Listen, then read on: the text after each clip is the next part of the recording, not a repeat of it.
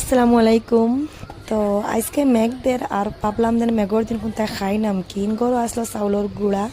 আমি লগে লগে পেঁয়াজ একটা গ্রাইন্ড করলাম, আদা রসুন আসলো, আদা রসুন পেঁয়াজও দিয়া আর কাঁচামরিচ দিয়া হালদি পাউডার নিমখ দিয়া একটা বানাই নিলাম। আর বানানির বাদে আমি মানে হাটও লইলাম আর বারবার ট্রাই করি আর গ্লাস দিয়ে কাটি বাট বাদে উঠে না, বারবার ট্রাই করি উঠে না। লাস্টে কইলাম ও লাস্ট নাইলে আমি ফালাই দিমু, খাইতাম না, নাহলে ফ্রিজে নিয়ে তুই দিমু। লাস্টে যেমনে কইলাম দেখি না ওই গেল তো।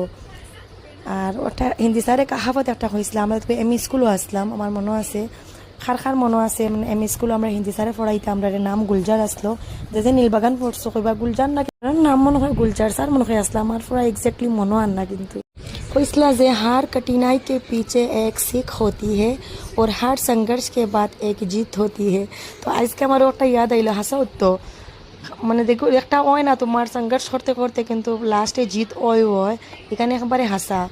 দেন লাস্টে একটা কাম তুমি একবারে মানে করতে পারো, তুমি লাগলে 100 বার ট্রাই করতে, দেন লাস্টে ওইব খাটাং, কোনোদিন হিম্মত হারতে হয় না। সারার কথা বহুত ইয়াদ আইছে।